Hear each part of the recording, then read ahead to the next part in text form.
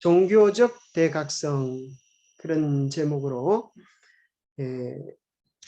재림 운동에 대하여 같이 생각해 보게 되겠습니다. 단지 미국뿐 아니라 전 세계적인 재림 운동이 있었습니다. 그래서 세계적인 재림 운동이 오늘 본문에서는 요셉 볼프가 아프리카와 또 유럽, 또 아시아에 심지어 미국까지 재림 운동을 일으켰던 내용이 나오고요. 그 다음에 영국의 700명의 성공의 목사들이 또 재림 운동에 동참하고, 독일에서는 벵겔, 프랑스 스위스에서는 가우센, 그 다음에 스칸디나비아에서는 놀랍게도 어린아이들이 설교를 하는 참으로 기적 같은 일들이 일어나게 되었습니다. 그 가운데 또 미국에서는 밀레의 재림 운동을 통하여서 크게 각성하는 운동이 있었습니다. 그래서 그 당시의 재림 운동들을 살펴보면서 오늘 우리가 다시금 어떠한 심령으로 각성해야 할지에 대하여 오늘 본문의 말씀들을 통하여 살펴보게 되겠습니다. 사실 이 말씀들은 요한계시록 14장 6절 7절에서 나와 있는 첫째 천사의 기별이 시대적으로 이루어졌던 것으로 이해할 수 있습니다. 또 보니 다른 천사가 공중에 날아가는데 땅에 거주하는 자들 곧 모든 민족과 종족과 방언과 백성에게 전할 영원한 복음을 가졌더라. 그가 큰 음성으로 이르되 하나님을 두려워하며 그에게 영광을 돌리라. 이는 그의 심판하실 시간이 이르렀음이니 하늘과 땅과 바다와 물들의 근원을 만드신 이를 경배하라 하더라. 여기 보면 천사가 공중에 날아가면서 땅에 거하는 모든 자들에게 복음을 전하는데, 그 복음의 내용은 창조주 하나님을 경외하라. 왜냐하면 심판의 시간이 이르렀다. 심판의 시간, 곧 예수님의 재림의 시간이 임박했음을 알리는 내용입니다. 데살로니가후서 2장 3절에 보면 누가 어떻게 하여도 너희가 미혹되지 말라. 먼저 배교하는 일이 있고 저 불법의 사람 곧 멸망의 아들이 나타나기 전에는 이르지 아니하리니 했던 것처럼, 바로 불법의 사람, 자기를 하나님이라 일컬으면서 성전에 앉은 로마 교황청이 세상을 다스리는 538년부터 1798년에 1260년의 기간이 끝나고 1800년대 초에 재림 운동들이 전 세계적으로 일어나는 것은 바로 이러한 예언적인 성취임을 우리가 다시 확인하게 됩니다. 자, 1번 문제요. 큰 배도와 장기간에 걸친 불법의 사람의 전성시대가 그친 다음에야 비로소 주님의 재림을 기대할 수 있을 것이었다. 그런데 불법의 비밀, 멸망의 아들, 불법한 자라는 칭호를 가진 불법의 사람은 예언에 기록된 바와 같이 1260년 동안 최상권을 잡을 법왕권을 가리키고 있다. 바로 중세 암흑 시대라고 알려지는 538년부터 1798년, 1260년, 바로 한 때와 두 때와 반때, 42달, 그 기간 동안에 교황의 다스리던 권한이 끝나고 주의 재림 운동이 일어날 것을 이야기해 주고 있습니다. 바로 2260년의 기간은 서기 1798년에 맞춰졌는데, 바로 그리스도의 재림 운동은 그 기간 이전에 있을 수가 없었습니다. 바울은 1798년까지의 신약시대 전체를 그의 경고에 포함시키고 있습니다. 그리스도의 재림의 기별은 그 후에 선포될 것이었습니다. 16세기의 위대한 종교개혁처럼 재림운동도 각 그리스도 교국에서 동시에 일어났다. 유럽과 아메리카에서 믿음이 독실하고 기도의 생애를 사는 사람들이 예언을 연구하고 성경을 주의 깊게 연구하는 중에 만물의 마지막이 가까웠다는 확신을 얻게 되었다. 자, 이게 참 좋은 비교죠. 16세기의 종교개혁이 유럽과 또 여러 그리스도교국에서 일어났던 것처럼 16세기 종교개혁과 같이 예수님의 재림 운동도 전 세계적으로 일어났다고 하는 것입니다. 그것은 마치 제2의 종교개혁처럼 우리로 하여금 각성하게 해주고 회개하게 해주고 말씀으로 돌아가는 그런 영적 대각성의 운동이었습니다. 본문 속에서 처음으로 소개하는 사람은 요셉 볼프였는데요. 요셉 볼프의 생애에 대한 이런 이야기가 나옵니다. 1821년 밀러가 심판의 때를 가리키는 예언의 해석을 한 지 3년 후에 세계의 선교사라고 불리워지는 요셉 볼프가 주님의 재림이 절박함을 선포하기 시작하였다. 볼프는 히브리인의 혈통을 받은 사람으로서 독일에서 출생하였다. 그의 아버지는 유대인의 랍비였다. 그는 어려서부터 그리스도교의 진리를 받아들였다. 그는 매우 어렸을 때에 그의 집에 경건한 히브리 사람들이 모여서 유대 민족의 희망과 기대와 오실 메시아의 영광과 이스라엘의 회복에 대하여 자세히 이야기하는 대화들을 부지런히 그리고 열렬한 마음으로 듣게 되었다. 어느 날 나사렛 예수의 이야기를 듣고 그분이 누구인지 물었다. 그는 매우 재간 있는 한 유대인이었는데 자칭 메시아라고 주장하였기 때문에 유대의 법정은 그에게 사형을 선고하였다는 대답을 듣게 되었다. 자, 여기 요셉 볼프가 아주 어렸을 때에, 이때 나이가 도대체 몇 살인지 정확히 알 수는 없지만은 꽤 어렸을 때에 아주 중요한 질문을 몇 가지 하게 되었습니다. 첫 번째 질문은 나사렛 예수는 누구인가 하는 질문입니다. 그럴 때 그 당시 유대인들은 그는 유태인이었습니다. 그래서 성경적 백그라운드를 가진 그런 집안에서 태어났고 그 유대인들은 모여서 뭐에 대한 이야기를 해놓은가 하면은 다시 오실 메시아가 아니고 오실 메시아. 유대인들은 고난의 메시아가 아니라 영광의 메시아로 오실 분을 기다리고 있었습니다. 그래서 이스라엘 어떻게 회복될 것인가에 대한 이런 대화의 내용들을 들었는데 이런 것들이 요셉 볼프의 마음속에 아주 관심을 차지했습니다. 그래서 그는 몇 가지 질문인데 첫 번째 질문은 나사렛 예수는 누구인가 하는 것이에요. 그 당시 유대인들은 뭐라고 답변해 놓으면 그는 그저 한 선지자 중에 한 사람이다. 자칭 메시아라고 주장했기 때문에 유대의 법정은 그에게 사형을 선고했다라는 대답을 듣게 되었습니다. 자, 두 번째 질문은 이것이었습니다. 그는 다시 예루살렘이 멸망한 이유가 무엇이며 우리가 자유를 잃은 백성이 된 것은 무엇 때문이냐고 물었다. 그러자 그의 아버지는 슬프다, 슬프다. 그것은 유대인들이 선지자를 죽였기 때문이다라고 대답하였다. 그 말을 듣자 그 소년의 마음에는 갑자기 아마 예수님도 한 선지자였는데 유대인들이 죄 없는 그분을 죽였나 보다 하는 생각이 떠올랐다. 자, 두 번째 질문과 첫 번째 질문을 연결시켜 보면 참으로 놀라운 교훈을 깨닫게 되죠. 첫 번째는 예수가 누구인가? 두 번째는 예루살렘이 멸망한 이유가 무엇인가? 우리가 자유를 잃은 백성이 된 것이 무엇인가? 그것은 유대인들이 선지자를 죽였기 때문이다라고 이야기하는데 이 소년의 마음속에서는 바로 그 선지자가 예수다. 예수를 유대인들이 거절했기 때문에 그와 같은 재난을 유대인들이 당한 것이 아닌가라는 의문을 가지게 되었습니다. 그 생각이 너무나 깊었기 때문에 그는 이제 그리스도를 더 알기 위하여 그리스도 교회에 출입하는 일이 일어났습니다. 유대인들은 기독교 교회에 출입하는 일이 금지되었음에도 불구하고 그의 마음속에 있는 깊은 궁금증들이 그의 발걸음을 교회로 이끌게 된 것입니다. 그가 겨우 7살이었을 때, 보십시오. 7살이었을 때 이 교회를 다녔다는 거예요. 그 전에 이런 고민을 했다고 하니 얼마나 어린 아이지만 철든 아이였습니까?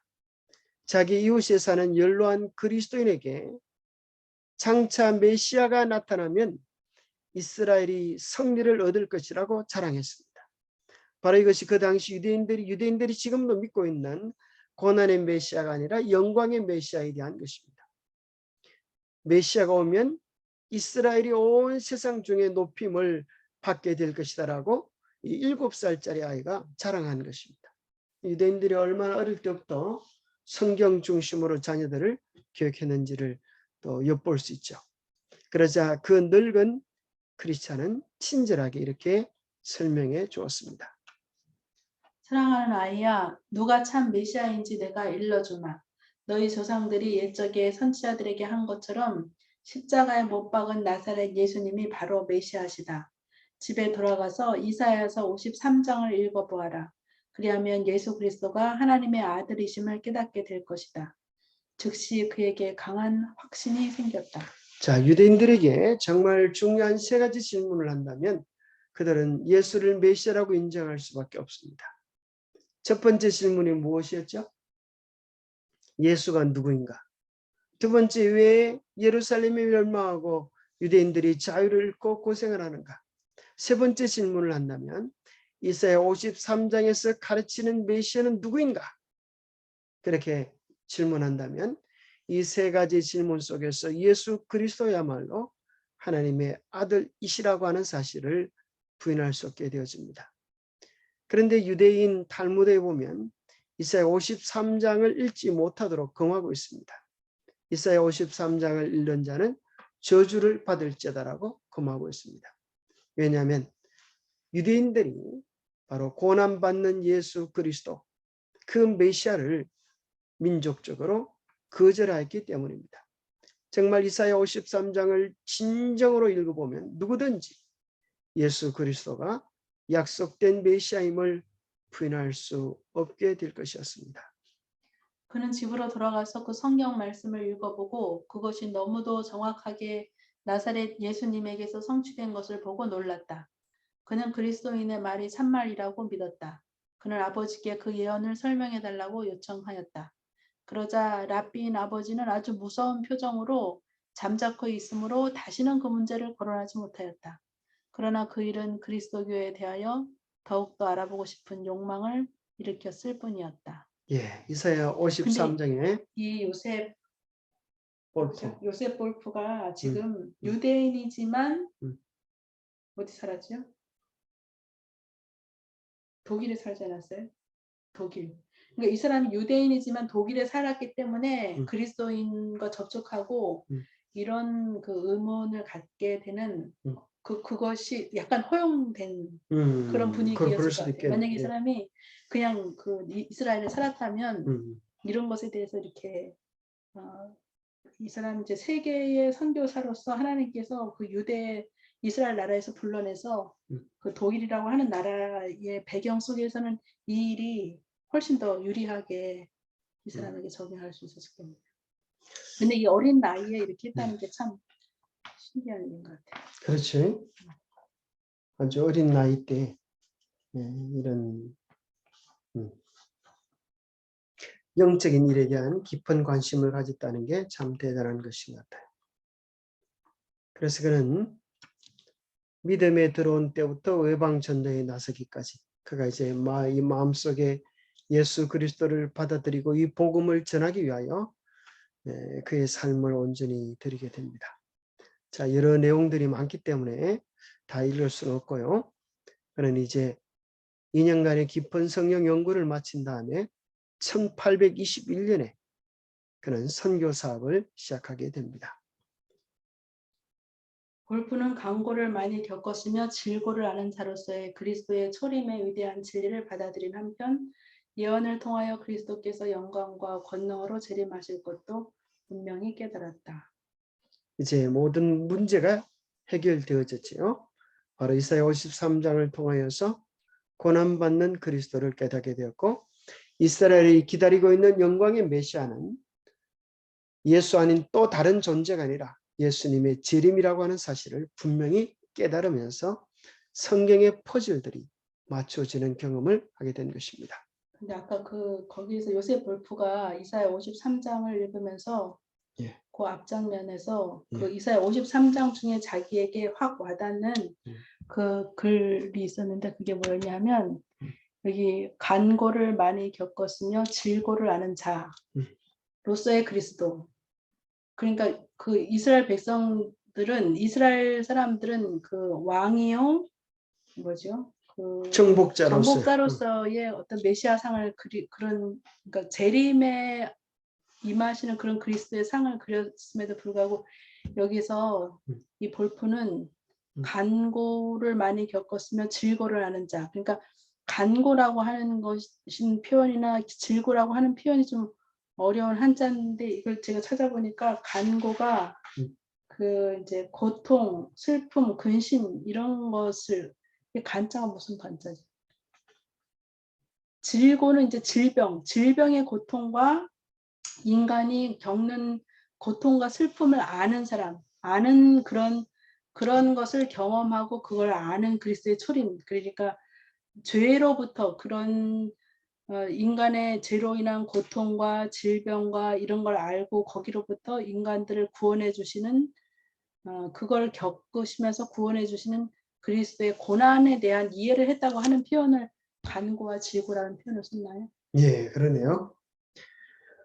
좋은 지적입니다. 고난의 그리스도, 고난 받으시는 그리스도의 모습에 대하여 조셉 볼퍼가 이해를 하면서 예수님의 메시아성을 확신하게 되었습니다. 근데 이제 이 유대인들은 이 간고와 질고를 겪는 메시아를 원하지 않았던 거죠. 예. 그렇기 때문에 메시아로 예수를 인정하지 않았는데 이 조셉 볼프는 이사야서를 읽으면서 그 부분을 정확하게 찝어서 이해했기 때문에 예수를 메시아로 받아들일 수 있었던 것 같아요.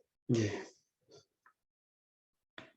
그렇죠. 많은 사람들이 십자가는 원하지 않고 면류관만 원하죠. 그런 마음들이 우리가 피상적인 신앙을 하게 만드는 것 같아요. 진정한 회개와 자복의 경험 후에 제 용서함과 구원의 경험을 누릴 수가 있죠. 많은 사람들은 깊은 죄에 대한 회개나 버림이 없이 그저 구원만 노래할 수 있죠. 그는 자기의 동족들에게 나사렛 예수님이 바로 약속된 메시아이심을 알려주고 그분의 초림은 인류의 죄를 대속하기 위하여 희생 제물로서 겸비하게 되신 것임을 지적해주는 한편 그분께서 왕으로 또는 구원자로 재림하실 것을 가르쳤다. 그러니까 분명하게 이 사람은 진리를 그 당시에 끄집어낸 것 같아요. 예, 그리고 그 놀라운 기별을 특별히 아직도 메시아를 기다리고 있는 그의 동족들에게 알려주고 싶은 안타까운 심정이 바울처럼 있었던 모양입니다. 특별히 그가 재림에 대하여 연구를 하다가 밀로와 그의 같은 결론을 얻게 되었습니다. 볼프는 재림이 박도하였다는 사실을 믿었다. 예언적 기간에 대한 그의 해석에 의하면 그 위대한 소원이 성취되는 날은 밀러가 지적한 바와 같이 불과 몇 년밖에 안 남았다. 자, 그러니 참 그 당시 많은 사람들이 이런 공통된 의견을 가졌다고 하는 것은 성령의 이끄심이 함께 있다라는 사실을 우리에게 확인해 주는 것입니다. 그리고 이제 볼퍼든지 밀러든지 재림운동을 일으킬 때 많은 사람들은 성경을 보십시오. 성경에는 그날과 그때는 아무도 모른다고 얘기하는데 왜 재림이 가깝다고 그렇게 이야기하고 재림의 날짜를 아는 것처럼 그렇게 이야기합니까? 그렇게 많은 사람들이 재림운동을 일으키는 사람들에게 날짜를 모르는데 재림이 임박하다고 하는 것들은 성경을 잘못 가르치는 것이다. 거짓 선지자들이다. 그렇게 이제 공격을 했습니다. 그때 볼퍼는 뭐라고 대답했는지 한번 살펴보겠습니다. 주님께서 과연 그날과 그때를 결코 알 수 없다고 말씀하셨는가? 주님께서는 마치 무화과 나무의 잎사귀가 나면 여름이 가까운 줄을 아는 것처럼 우리에게 재림의 절박함을 알려주기 위하여 때의 징조들을 주시지 아니하셨는가? 그리고 주님께서 우리들로 하여금 다니엘서를 읽고 그것을 이해하라고 말씀하셨는데 우리가 그 기간을 결코 이해할 수 없을 것인가? 그리고 다니엘서에서 마지막 때까지 이거를 봉함하라 고 하였고 그때에 많은 사람이 빨리 왕래하며 지식이 더하리라고 기록되어 있지 않은가? 더욱이 우리 주님께서 그렇게 말씀하신 것은 결코 때가 가까움을 알 수 없다는 뜻이 아니고 다만 정확한 그날과 그 때를 아무도 모른다는 뜻이다. 노아가 방주를 준비한 것처럼 우리로 하여금 재림을 준비하도록 때의 징조를 알 수 있게 하시고자 그분께서 말씀하신 것이다. 예, 그런 분명한 이해를 가지고 있죠. 많은 그 당시에 신자들이 그 날과 때는 아무도 모른다라는 것을 핑계 삼아서 재림에 대한 각성을 하지 아니하고 죄에 주저앉아 있기를 좋아했습니다. 그때 분명한 예수님의 말씀을 들어서 그 정확한 날은 알지 못하지만은 징조를 깨달아라. 그래서 우리의 마음이 각성하고 주님께로 돌아가야 할 것에 대한 예수 그리스도의 말씀들을 언급하면서 그들의 마음을 주님께로 들이키고자 하는 큰 운동을 벌였습니다. 볼프의 모험적 선교 활동. 자, 여기 보니까 1821년부터 45년까지 무려 24년간 참 대단하지 않습니까? 24년 동안 그는 넓은 범위에 걸쳐 선교 여행을 한 것입니다. 그 당시에 사도 바울 같은 사람이. 그러게요. 참 대단하죠. 뭐 먹을 양식이 있었겠습니까? 그죠? 전적으로 하나님의 복음 사업에 의지하여서 그렇게 나갔습니다. 아프리카의 이집트, 또 아비시니아, 아시아의 팔레스틴, 시리아, 페르시아, 보카라, 인도 등의 여러 나라를 순례하면서 복음을 전했습니다. 그리고 그는 특별히 북미 합중국도 방문하였습니다. 지나는 길에 세인트 헬레나 섬에서도 전도를 하였습니다. 야만인과 호전적인 종족들에게 무장을 하지 않고 가는 것이 위험하다는 경고를 받게 되자 그는 다음과 같이 대답하였다. 무장하였다. 기도와 그리스도에 대한 열심과 하나님의 도우심에 대한 신뢰로서 무장하였다. 예, 그런 야만인과 호전적인 종족들에게 무장도 하지 않고 가는 것은 참으로 위험천만한 일이다. 그렇게 경고를 받았을 때 그는 뭐로 무장했다고 이야기합니까? 기도와 신뢰와 기도와 열심. 그죠? 기도와 열심으로 무장했다. 참 전적으로 하나님께서 그를 도와주실 것에 대한 신뢰를 가지고 그렇게 정말 가장 멋진 인생의 절정을 복음 전도를 위하여 보내었습니다. 그는 나는 또한 마음에 하나님과 이웃에 대한 사랑을 가지고 손에는 성경을 가지고 있다고 말했습니다. 그는 어디를 가든지 히브리어와 영어 성경을 가지고 갔습니다. 그 후에 그가 여행한 한 가지 경험에 대하여 말하였습니다. 그가 이제 히브리 성경을 가지고 있었던 것은 원문에 대한 분명한 이해를 할 수 있도록 도와줬고 그가 유대인이었기 때문에 아마 히브리어를 공부하는데 더 유리했을 것입니다. 그는 이런 고백을 했습니다. 나는 성경을 펴들었는데 책 속에 힘이 있어서 그것이 나를 붙들어 주는 것 같았다. 이와 같이 그는 심판의 기별이 사람이 거주하는 지구상의 대부분에 전파되기까지 그의 활동을 중지하지 않았다. 유대인, 터키인, 배화교도인, 힌두교인, 그 밖에 여러 종족과 민족 사이에서 그는 그 지방들의 언어로서 하나님의 말씀을 전가하고 오래지 아니하여 메시아의 왕국이 건설될 것을 전파했다.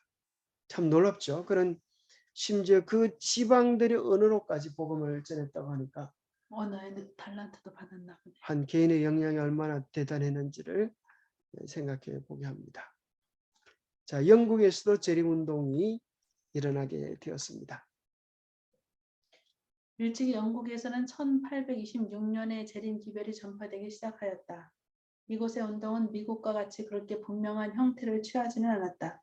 재림의 정확한 시일은 일반적으로 그처럼 가르쳐지지 아니하였다. 그러나 그리스도께서 영광과 권세를 가지고 미국에 임하신다는 큰 진리가 널리 전파되었다. 그러니까 1800년 초반에 여러 지역에서 여러 나라에서 재림의 기별, 재림 운동이 다 동시다발적으로 일어난 거네요. 네.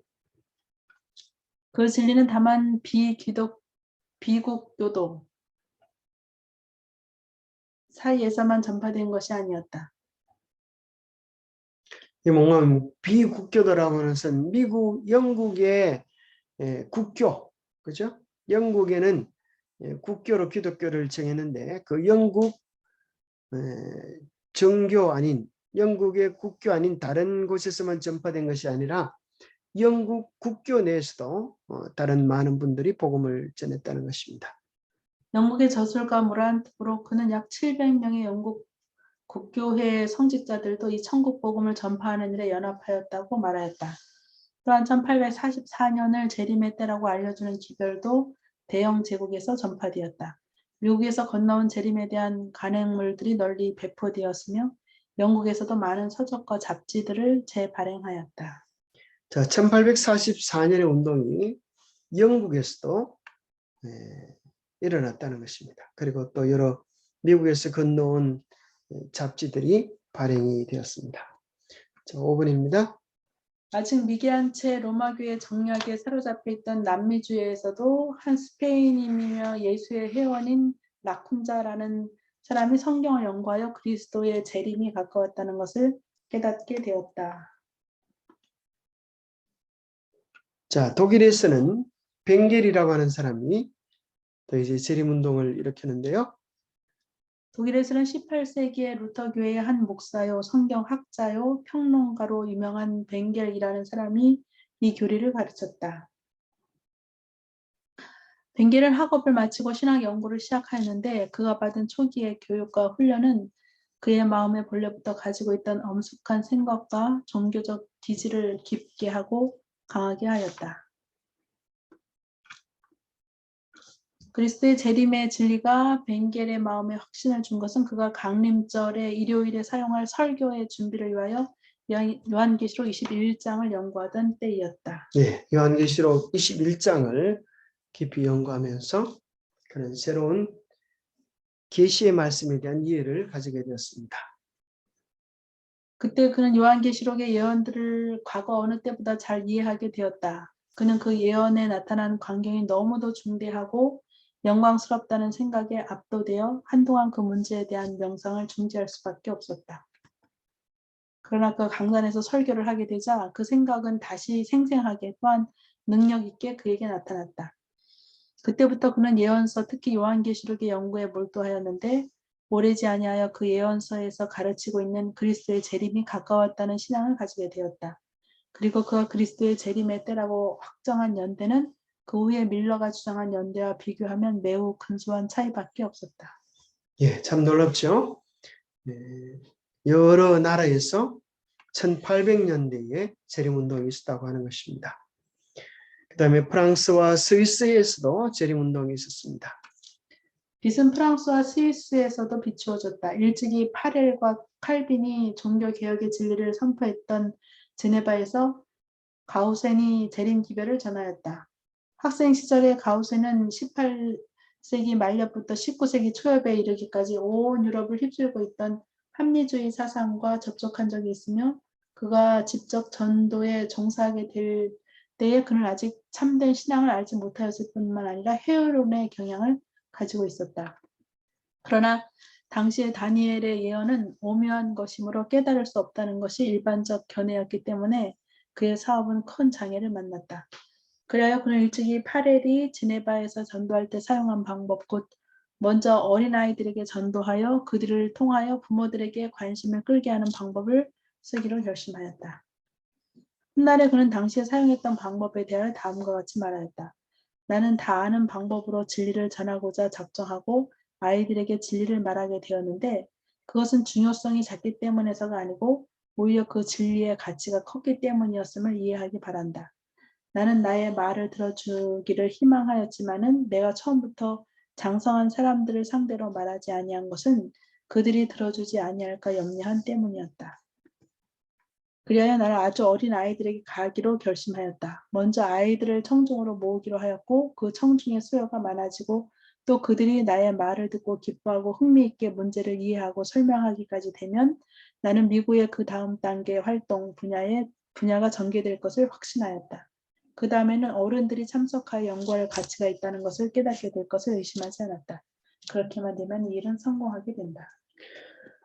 좀 특이한 방법이죠. 어린 아이들에게, 아주 영혼이 때묻지 않은 어린 아이들에게 복음을 전하여서 그들로 깨닫게 하고 또 어른들의 관심도 기울이도록 그렇게 했습니다. 재림기별은 스칸디나비아에서도 전파되어 큰 흥미를 일으켰다. 많은 사람들은 경박한 상태에서 각성하여 그들의 죄를 고백하고 그리스도의 이름으로 용서를 구하였다. 저희 스칸디나비아에서는 참 놀랍게도 어린 아이들이 설교하는 일들이 일어났습니다. 이것은 정말 성령의 강력한 역사하심의 증거들이라고밖에 이해할 수 없는 것입니다. 하나님께서는 그 당시 스칸디나비아에서는 이 재림기별을 전하는 것이 법적으로 금지가 되었습니다. 그러한 곳에 어린 아이들을 통하여 기적적으로 기별을 전하게 하셨습니다. 그들은 미성년자이므로 국법으로 처벌할 수가 없었기 때문에 마음 놓고 말할 수 있었습니다. 그 운동은 주로 하층 계급의 사람들을 중심으로 진척되었는데 경고의 기별을 듣기 위하여 사람들이 모인 장소는 대개 노동자의 비천한 가정이었습니다. 그리고 그 어린이 전도자들도 주로 가난한 집안의 자녀들이었습니다. 놀라운 것은 그들 가운데 6세 내지 8세 어린아이들도 있었습니다. 여러분 한번 생각해 보십시오. 말을 6세, 8세 된 아이들이 그죠? 뭔 말을 할 수 있겠습니까? 그런데 놀랍게도 성령이 그들과 함께 했을 때 놀라운 일들이 일어나게 된 것입니다. 그들은 생활을 통하여 그들이 구주를 사랑하고 하나님의 거룩한 명령을 순종하고자 노력하고 있다는 것을 증가했는데 그들이 일상생활에서 나타내는 지혜와 재능에 있어서는 같은 나이의 다른 아이들과 별다름이 없었습니다. 그러나 그들이 일단 사람들 앞에 서게 되면 그들이 가지고 있는 재능 이상의 힘이 그들을 감동시키고 있다는 것이 분명히 나타났습니다. 그 음성과 태도가 바뀌어지고 하나님을 두려워하며 그에게 영광을 돌리라 이는 그의 심판하실 시간이 이르렀음이라는 성경 말씀을 인용하여 심판의 경고를 할 때에 엄숙한 능력으로 사람들의 마음을 감동시켰습니다. 심지어 그 아이들은 백성의 죄를 책망하고 부도덕과 범죄를 정죄할 뿐 아니라 세속적인 것과 배도한 일을 꾸짖고 장차 임할 하나님의 진노에서 신속히 피하도록 준비하라고 청중들에게 엄숙히 경고하였습니다. 놀라운 일이 벌어졌는데 사람들은 그 어린아이들의 말을 듣고 떨었다고 했습니다. 회개케 하는 하나님의 성령이 그들의 심령에 말씀하셨습니다. 그 결과로 많은 사람들이 깊은 흥미를 가지고 성령 연구를 다시 하게 되었고 방탕하고 부절제한 사람들이 생활을 개혁하게 된 것입니다. 참, 이 아이가 한 7살, 6살 돼 보이네요. 참 놀랍지 않습니까? 어떻게 이런 아이들의 설교를 듣고 참으로 회개하고 눈물을 흘리고 이 아이들이 그들의 죄를 지적하고 할 때 얼마나 깜짝깜짝 놀랐겠습니까? 그래서 그들은 결코 이 아이가 하는 말이 아니라 이 아이들을 통하여 하나님이 그들에게 들려주시는 음성으로밖에 이해할 수 없었을 것입니다. 거기 한 문장만 더 읽으면 그런 게 나오네요. 되게 너무 뚜렷한 업적들이 생기게 되므로 국교의 성직자들이라도 어쩔 수 없이 이 운동이 하나님께서 함께 하신다는 것을 승인할 수밖에 없었다. 그러니까 그 같은 믿음에 협력하는 사람들만 아니라 그 반대편에 있는 사람들도 이것이 하나님께서 함께 하신다는 것을 승인할 수밖에 없는 역사를 이루었네요. 구지의 재림 기별을 스칸디나비아 여러 나라에 전파하는 것이 하나님의 뜻이었다. 그러므로 하나님께서는 당신의 종들의 소리가 잠잠하게 되자 당신의 사업을 성취시키기 위하여 어린아이들에게 성령을 부어주셔서 일하게 하셨다. 마치 예수님이 예루살렘을 입성할 때, 그죠? 어린아이들이 호산나 호산나 소리를 부르고 찬양했을 때에 그 당시 제사장들이 어린아이들의 목소리를 침묵시키려고 했습니다. 그때 예수님께서 뭐라 그러셨어요? 어린아이와 젖먹이들의 입에서 나오는 찬미를 온전케 하셨나이다. 예, 참으로 예수님의 역사심과 섭리하심은 때로 어린아이들의 소리를 통하여 말씀하시고 심지어 돌들을 통하여도 역사하실 수 있는 이 세상의 어떤 것도 막을 수 없는 하늘의 뜻이요 권세임을 깨닫게 합니다. 자, 미국에서 일어난 큰 재림운동에 대한 내용들을 우리가 살펴보게 되겠는데요. 윌리엄 밀러와 그의 동역자들에게 미국에서 경고의 기별을 전하도록 사명이 주어졌다. 그리하여 그 나라는 위대한 재림운동의 중심지가 되었다. 여기에서 첫째 천사의 기별에 대한 예언이 가장 직접적으로 성취되었다. 예, 바로 여기서 요한계시록 14장 6절 7절에 말했던 영원한 복음, 심판의 시간이 이르렀다고 하는 그 구체적인 기별이 1800년대에 윌리엄 밀러의 재림운동을 통하여 일어나게 되었습니다. 자, 그 당시 복음을 들었던 사람들의 실제적인 경험을 이렇게 기록해주고 있습니다. 복음을 전하는 곳에서는 어디서나 사람들이 감동을 받았다. 단순하고 직접적인 성경 말씀의 증언은 성령의 능력으로 사람들의 마음에 새겨졌고 도저히 항거할 수 없는 확신을 가져다 주었다. 신앙인이라고 공언하던 사람들이 거짓된 안일 상태에서 일어나게 되었다. 그들은 자기들의 타락, 속화, 불신, 자존심, 이기심 등을 깨달았다. 많은 사람들이 회개하고 겸손한 마음으로 주님을 찾았다. 자, 이 초기 재림운동 때에 단순하고 직접적인 성경 말씀을 선포한 그 속에 성령의 강력한 역사심이 함께하였고 그들은 자기들의 죄를 통회하고 회개하는 그러한 일들을 경험하게 되었습니다. 그들은 지금까지 오랫동안 세상에 두었던 애정을 하늘에 두게 되었다.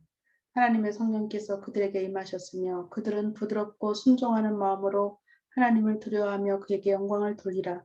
이는 그의 심판하실 시간이 이르렀다는 기별을 전하는 일에 동참하였다. 죄인들은 울면서 내가 어떻게 하여야 구원을 얻으리까라고 질문하였다. 부정직한 생애를 하여 온 사람들은 자기들의 입힌 손해를 보상하고자 열망하였다. 그리스도 안에서 화평을 발견한 사람들은 그 축복을 다른 사람들에게 나누어 주기를 원하였다. 부모의 마음은 그 자녀에게로, 자녀의 마음은 그 부모에게로 돌아갔다. 예, 참된 회개와 구원의 선포가 일어나게 되었죠. 참으로 이러한 회개 이것이 우리가 재림운동을 준비하는 사람들이 해야 될 일이 아닌가 생각합니다. 우리의 각자의 죄를 깨닫고 통회하며 성령 충만함을 경험할 때 우리 안에 이루어진 구원의 복음을 우리의 가족과 이웃에게 나누는 귀한 역사가 일어나게 될 것입니다. 자존심과 장벽은 없어졌다. 진심으로 죄를 고백하였고 가족들은 모두 가장 가깝고 가장 사랑하는 사람들을 구원하기 위하여 노력하였다. 이따금 가장 열렬하게 다른 사람을 위하여 기도하는 소리가 들렸다. 어디서나 통회하는 마음으로 하나님께 탄원하는 사람들이 있었다. 마치 이게 그 구약 성경 말라기서에 예언된 그 오실이라고 말했던 엘리야. 그 엘리야에 대한 그 예언을 하면서 말라기 4장 마지막 절에 아버지들의 마음을 자녀들에게로 돌아오게 하며 자녀들의 마음을 그들의 아버지에게로 돌아오게 하여 내가 와서 저주로 그 땅을 치지 아니하게 하리라. 그 엘리야를 너에게 보내리라고 했던, 그러니까 그 초기 시대, 구약 시대에 있었던 엘리야, 그다음에 초림을 외쳤던 누구죠? 침례요. 침례 요한 엘리야, 그리고 이제 세 번째 엘리야를 이 재림 기별을 선포하는 이때에 적용하는 거네요. 그러니까 아버지의 마음을 자녀에게, 자녀의 마음이 아버지에게 돌아오게 하는 게 무슨 의미인가 궁금했는데 여기서 그것이 자존심과 장벽이 없어지는, 그러니까 내가 어른이다, 내가 뭐다라고 하는 그 위세 어떤 그런 것이, 그런 장벽이 다 허물어지는, 그래서 진심으로 죄를 고백하고 가족들이 모두 가장 가깝고 가장 사랑하는 사람들의 구원을 위하여 노력하고 또 열렬하게 기도하고, 이러한 통회하는 마음이 이 말씀의 진정한 의미네요. 그러니까 아비의 마음이 자녀에게로 돌이키고 자녀의 마음이 아버지에게로 돌아오게 한다고 하는 예. 그 말씀이 여기 보면은 자녀의 마음은 그 부모에게로 부모의 마음은 그들의 자녀에게로, 자녀의 마음은 그 부모에게 돌아갔다고 하는 정확한 말라기서 4장 6절에 나오는 그 말씀을 인용하고 있는 것을 보면 세 번째 엘리야의 출현이 여기서 이때부터 이제 세 번째 엘리야의 출현으로 이어지는, 그러니까 침례 요한이나 사도 바울이나 그런 일들이 사실 여기 재림 운동을 일으키는 이 시점에서도 그 시대적으로 일어나는 것 같은 생각이 드네요. 많은 사람들은 자기들의 죄가 사함을 받았다는 확증을 얻기 위하여 또한 그들의 친척과 이거 읽었네요. 아니, 안 읽었어요. 친척과 이웃 사람들을 회개시키고자 밤을 새우면서 기도의 씨름을 하였다. 각계각층의 사람들이 재림 신도와 회집에 모여왔다. 재림 신도의 회집에 모여왔다. 빈부 귀천을 막론하고 여러 가지 동기에서 각기 재림에 대한 교리를 듣고자 갈망하였다. 와, 엄청나게 많은 사람들이. 재림 운동이 실패했지만 이때 재림 운동이 실패했지만 여전히 재림을 기다리는 사람들이 많이 있었나요?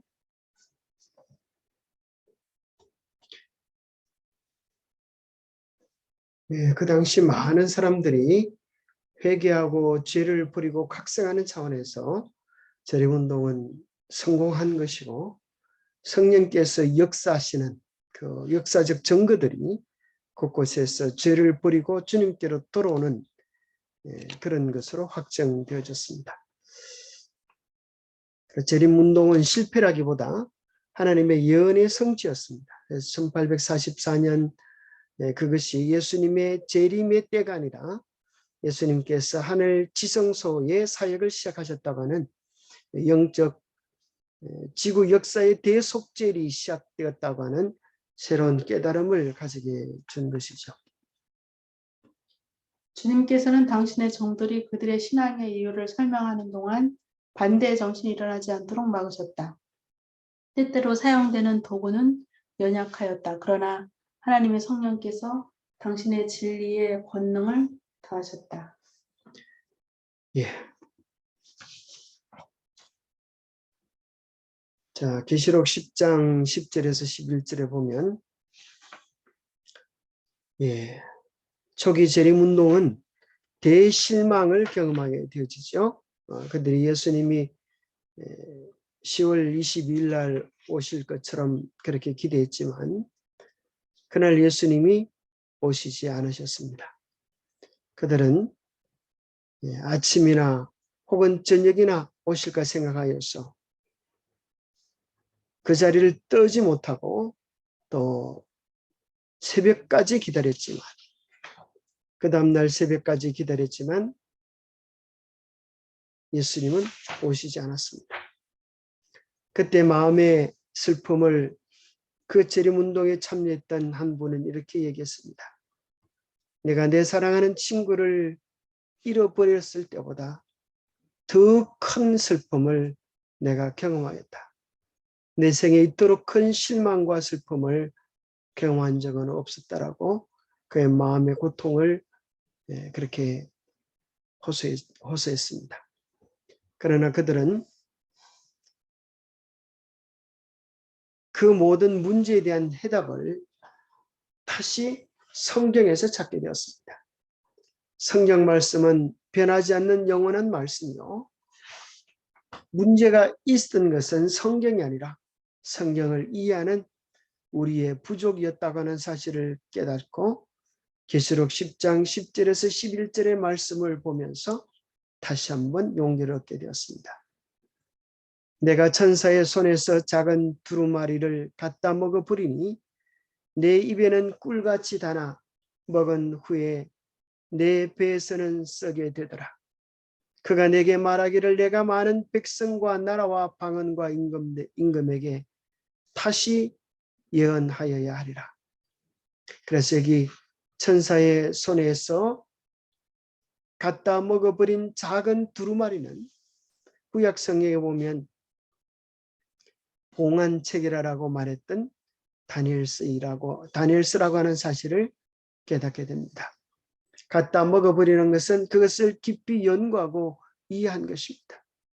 그래서 예수님의 재림이 그때 있을 줄 알았는데 재림이 그들에게서 놀라웠고 기쁜 사실이어서 입에는 꿀같이 달지만 먹은 후에는 배에 쓰게 되는 것은 대실망을 경험합니다. 그러나 실망은 실망으로 끝나는 것이 아니라 더 깊은 성경 연구와 하늘 성소에 대한 이해를 통해서 그들이 무엇을 해야 할지 어떻게 해야 할지를 깨닫게 됩니다.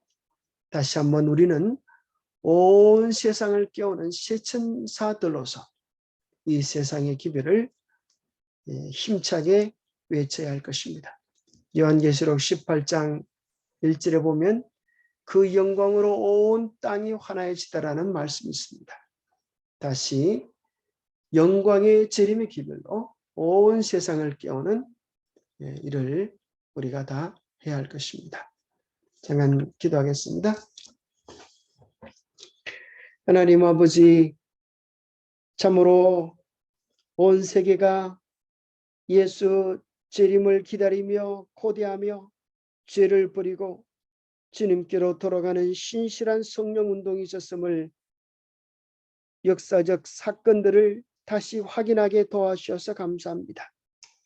비록 입에는 단아 배에는 쓴 경험을 했지만은 그 경험 자체도 하나님의 크신 섭리 속에 함께 했던 섭리적 사건임을 깨닫게 도와주셔서 감사합니다.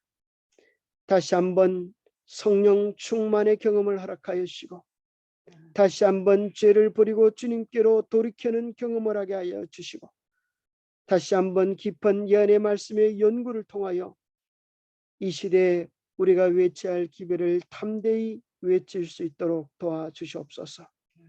세상을 변화시키기 전에 먼저 우리를 변화시키게 하시고 우리의 죄들을 주님 앞에 내어놓으며 주님께 온전히 드려진 바 된 하나님의 도구들로 쓰여질 수 있도록 도와주시옵소서. 그래야 참으로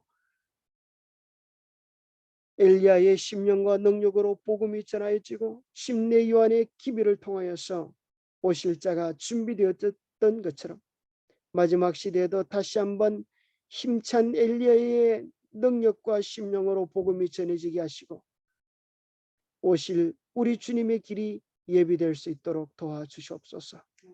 우리가 먼저 준비하고 세상을 준비시키는 이 위대한 역사적 사명을 깨닫게 하시고 각성하게 하시고 다시 한번 사명으로 일어서는 우리 모두가 되도록 축복하여 주시옵기를 우리 주 예수 그리스도 이름 의지하여 간절히 간구하옵나이다. 예, 감사합니다. 묵상 기도로 예배 마치겠습니다.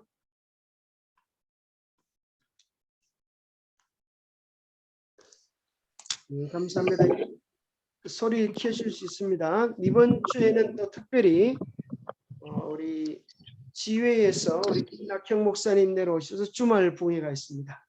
교회에서 7시 반부터 저녁 금요일 7시 반 좀 일찍 오셔도 좋겠습니다. 우리 안식일 날 큰 부흥회를 통하여서 우리 심령이 다시 한번 지는 시간이 되면 좋겠습니다. 예, 감사합니다. 편안한 저녁 되세요. 감사합니다. 네, 네, 고맙습니다. 수고하셨습니다. 감사합니다. 감사합니다. 네, 금요일 날 네, 뵙겠습니다. 네, 감사합니다. 글쎄요. 예, 감사합니다. 우리 정서연 이사님 차를 잘 빌려 놓으셨다고요? 네, 예. 예, 그래 아주 뭐, 멋지게 한번 갑시다. 예, 수고했어요, 그래, 집사님. 많이 네, 참여하시기 네. 바랍니다. 25인석이라 그랬죠? 25인석. 네, 25인선. 예, 그래 많이 가시면 좋겠습니다. 예, 우리 박연재 씨도 한번 일요일 한번 시간 한번 내보시죠. 저쪽에 우리 포항 쪽에 갑니다. 예, 감사합니다. 편안한 저녁 되세요.